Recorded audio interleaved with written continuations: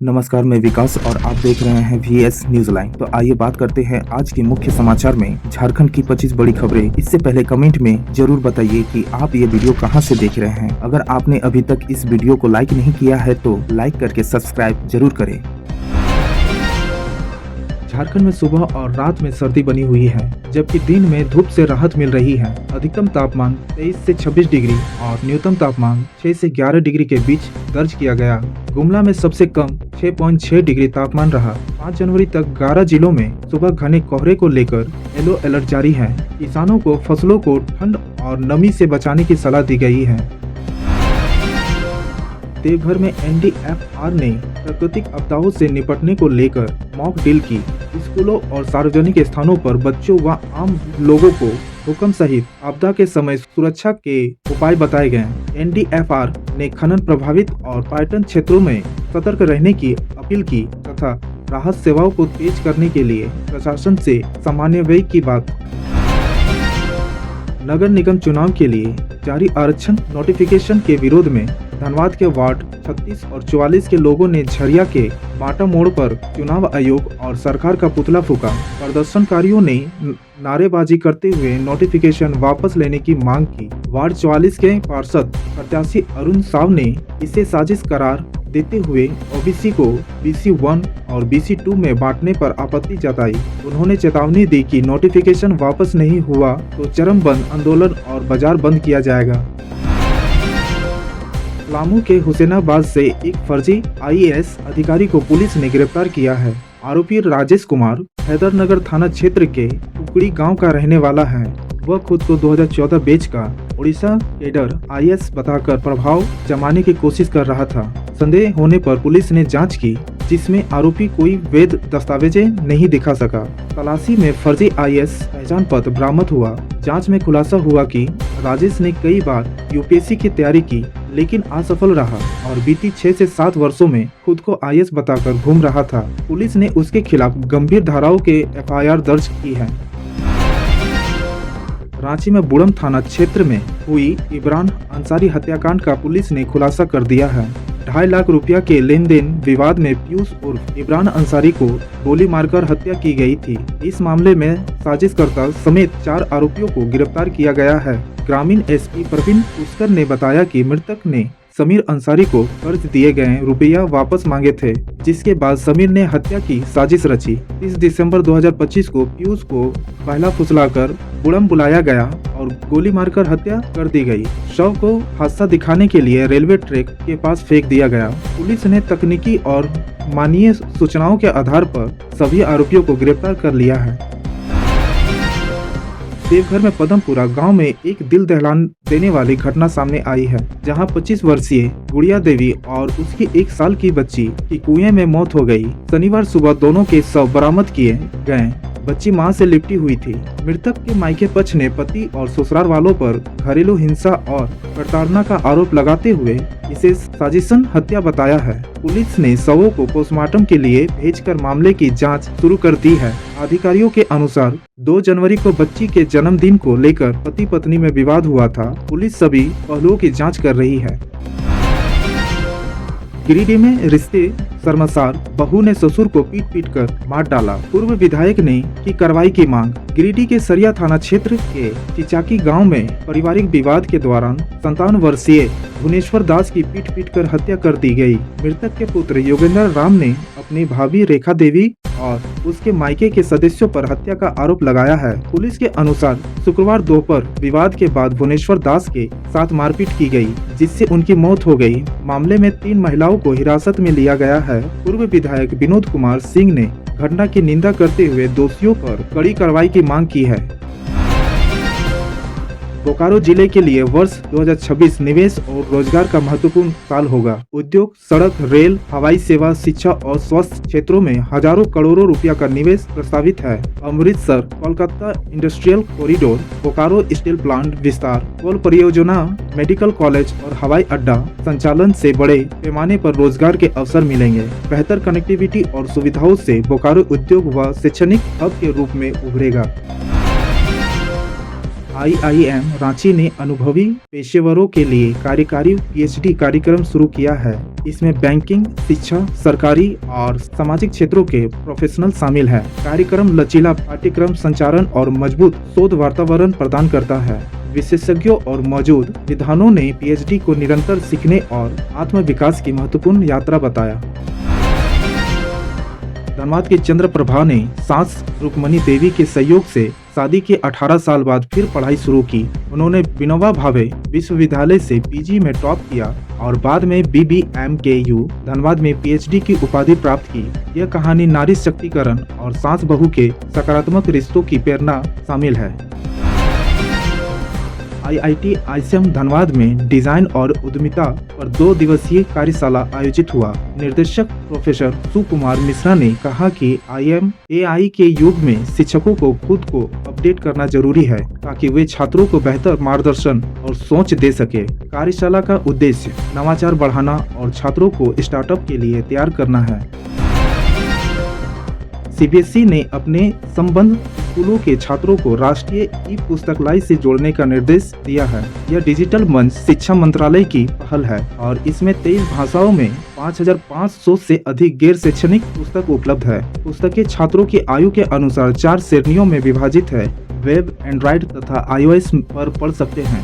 CBSE का उद्देश्य छात्रों में पढ़ने की आदत विकसित करना और उन्हें आजीवन सिखाने के लिए प्रेरित करना है। स्कूलों को छात्रों के पंजीकरण और उपयोग की रिपोर्ट भी देनी होगी। यह पहल राष्ट्रीय शिक्षा नीति 2020 के अनुसार है और डिजिटल पढ़ाई को बढ़ावा देने की दिशा में महत्वपूर्ण कदम मानी जा रही है। होली 2026 4 मार्च को लेकर कोडरमा आने वाली लंबी दूरी की ट्रेनों में 2 महीने पहले ही सीटें फुल हो गई है। 23 फरवरी से 1 मार्च तक लगभग सभी मेल एक्सप्रेस ट्रेनों में नो रूम की स्थिति है। मुंबई, दिल्ली समेत बड़े शहरों से आने वाली ट्रेनों में भारी बुकिंग है। नियमित ट्रेनों में जगह न मिलने से यात्रियों को अब होली स्पेशल ट्रेनों या तत्काल टिकट का इंतजार है।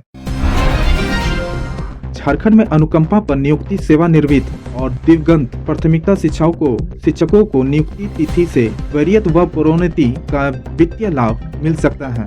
सुप्रीम कोर्ट के आदेश के बाद प्राथमिकता शिक्षा निदेशालय ने सभी जिलों से इस पर होने वाली खर्च का आकलन कर 1 सप्ताह में रिपोर्ट मांगी है। रांची में किडनी मरीजों के लिए बड़ी राहत की खबर है। रिम्स और राज अस्पताल में किडनी ट्रांसप्लांट शुरू करने की तैयारी पूरी हो चुकी है। 9 जनवरी को ऑर्गन ट्रांसप्लांट एडवाइजरी कमेटी की बैठक में 2 अस्पतालों को पंजीकरण और लाइसेंस देने पर फैसला होगा। मंजूरी मिलने पर झारखंड की किडनी रोगियों को इलाज के लिए दूसरे राज्यों पर निर्भर नहीं रहना पड़ेगा और राज्य में उन्नत चिकित्सा सेवाओं का विस्तार होगा। रांची के सेकेंड हॉट स्कूल तुपुदाना की पूर्व छात्रा नंदिनी चक्रवर्ती पश्चिम बंगाल की पहली महिला मुख्य सचिव बनी है। उन्होंने 1985 में मैट्रिक परीक्षा पास कर संयुक्त बिहार में टॉप किया था। 1994 बैच की IAS अधिकारी नंदिनी ने कई अहम प्रशासनिक पदों पर काम किया है। उनके मुख्य सचिव बनने पर सेकेंड हाई स्कूल में खुशी और गर्व का माहौल है। झारखंड सरकार ने चालू वित्तीय वर्ष के पहले 9 महीने में शराब विक्रय से 2,781 करोड़ रुपया का रिकॉर्ड राजस्व जुटाया है। यह राज्य गठन के बाद अब तक की सबसे बड़ी कमाई है। उत्पाद आयुक्त लोकेश मिश्रा के अनुसार नई शराब नीति के बाद राजस्व में लगातार बढ़ोतरी हो रही है। वित्तीय वर्ष के शीर्ष 3 महीनों में तय 4,000 करोड़ रुपया के लक्ष्य से अधिक राजस्व मिलने की उम्मीद है। नई साल पर दिसंबर 25 और जनवरी 26 में शराब की बिक्री अच्छी रही है। झारखंड में संभावित नगर निकाय चुनाव से पहले EVM बनाना बैलेट को लेकर सियासी घमासान तेज हो गया है। भाजपा विधायक CP सिंह ने बैलेट पेपर से चुनाव कराने पर बूथ कब्जा और गड़बड़ी की आशंका जताते हुए सत्तारूढ़ दलों झामुमो, कांग्रेस और राजद पर गंभीर आरोप लगाया है। वहीं कांग्रेस और झामुमो ने इन आरोपों को खारिज करते हुए कहा कि वे निष्पक्ष और पारदर्शी चुनाव के पक्षधर हैं और बैलेट से ही पारदर्शी संभव है। झामुमो ने EVM की विश्वसनीयता पर सवाल उठाते हुए बैलेट से चुनाव की अपील पुरानी मांग दोहराई है। रांची में झारखंड हाईकोर्ट के निर्देश पर अतिक्रमण हटाओ अभियान और तेज किया जाएगा। शनिवार को रांची डीसी मंजूनाथ भंजत्री ने हटिया जलाशय का निरीक्षण कर अतिक्रमण की स्थिति का जायजा लिया और अधिकारियों को त्वरित कार्रवाई के निर्देश दिए। डीसी ने कहा कि जलाशयों और नदी क्षेत्रों से अतिक्रमण हटाकर उनकी मूल सीमा उचित की जाएगी। प्रशासन का लक्ष्य कांके, हटिया, ध्रुव, गेतलसूद डैम समेत सभी प्रमुख जलाशयों और नदियों को अतिक्रमण मुक्त कर संरक्षण व सौंदर्यीकरण करना है। इसके लिए संयुक्त अभियान और नियमित निगरानी की व्यवस्था की जाएगी। झारखंड के हजारों उरांव जनजाति के लोग बिहार के रोहतागढ़ किलों में आयोजित हरगड़ी महोत्सव में भाग लेने पहुंचे हैं। यह धार्मिक परंपरा पूजा पौष माह की पूर्णिमा को होती है, जिसे पुण्य यात्रा माना जाता है। इस दिन उरांव समाज अपने पूर्वजों की पूजा कर जल अर्पित करती है। मान्यता है कि इसी माह उरांव समाज के महापुरुषों का निधन हुआ था। गड़गड़ी पूजा के बाद ही समाज में विवाह व अन्य शुभ कार्य शुरू होती है। पलामू से आदि पुरख सरना समाज इस यात्रा का नेतृत्व कर रहा है। दुमका जिले के हंसडिया बाजार में शनिवार को बाइक सवार अपराधियों ने धान कारोबारी नंदलाल भगत से 3.80 लाख रुपया की छिनताई कर ली। अपराधियों ने उनके घर के दरवाजे के पास रुपया से भरा बैग झपट लिया और फरार हो गए। घटना के दौरान 80 वर्षीय नंदलाल भगत ने साहस दिखाते हुए विरोध किया, जिससे वे घायल हो गए। सूचना मिलते ही पुलिस मौके पर पहुंची और सीसीटीवी फुटेज खंगालते हुए आरोपियों की तलाश में छापेमारी कर रही है। झारखंड सरकार ने पैसा नियमावली 2025 को अधिसूचित कर दिया है, जो राज्य के 5वीं अनुसूचित क्षेत्रों में लागू होगी। इससे आदिवासी समाज को गांव समाधान, संसाधन और विकास योजनाओं पर अधिकार मिलेगा और ग्राम सभा को सर्वोच्च इकाई बनाया गया है। ग्राम सभा की मंजूरी के बिना कोई योजना लागू नहीं होगी। पूर्व पंचायत राज निर्देशक निशा उरांव ने कहा है कि अधिसूचित नियमावली जुलाई 2023 और मार्च 2024 के प्रारूप से अलग है और इसमें कई संशोधन किए गए हैं, जिनका वह विस्तृत विश्लेषण करेगी। नए नियमावली के तहत ग्राम सभा की मासिक बैठक अनिवार्य होगी। महिला सहभागिता सुनिश्चित की गई है और जल जंगल जमीन के प्रबंधन का अधिकार ग्राम सभा को दिया गया है। पुलिस और प्रशासन को भी कई मामलों में ग्राम सभा से अनुमति लेनी होगी। धनबाद में कांग्रेस ने मनरेगा का नाम बदलकर विकसित भारत गारंटी फॉर रोजगार एंड आजीविका मिशन किए जाने का विरोध किया। पूर्व प्रदेश अध्यक्ष राजेश ठाकुर ने इसे गांधी जी की दूसरी हत्या और योजनाबद्ध हत्या बताया। कांग्रेस 5 जनवरी को रांची में पद यात्रा करेगी। रांची भारत निर्वाचन आयोग की टीम 8 जनवरी को झारखंड दौरे पर आएगी और 2 दिवसीय दौरे में सभी जिला निर्वाचन पदाधिकारी व आला अधिकारियों के साथ बैठक करेगी। दौरे का उद्देश्य SIR की तैयारियों का जायजा लेना है। फरवरी में SIR शुरू होने की संभावना है, जिसमें घर घर जाकर फॉर्म भरना अनिवार्य होगा। बीजेपी ने SIR का समर्थन किया है, जबकि इंडिया गठबंधन दल विरोध जता रहे हैं। कांग्रेस ने तेवर नरम करते हुए कहा कि पार्टी प्रक्रिया के लिए तैयार है और 3500 BL सूची आयोग को सौंपी गई है। रांची के धुरवा में राज्य का पहला IT पार्क स्थापित किया जाएगा। सूचना एवं तकनीकी विभाग ने इनके मास्टर प्लान और DPR तैयार करने की प्रक्रिया शुरू कर दी है। 100 एकड़ में बने इस पार्क के लिए निजी एजेंसी साइट विश्लेषण और RFP तैयार करेगी, जिसके आधार पर मास्टर सिस्टम इंटीग्रेटेड का चयन होगा। यह IT पार्क लगभग 50,000 प्रत्यक्ष रोजगार सृजित करेगा और राज्य के IT क्षेत्र को बढ़ावा देगा। ये थी आज की 25 बड़ी खबरें। ऐसे ही ताजा और विश्वसनीय अपडेट के लिए जुड़े रहिए। धन्यवाद।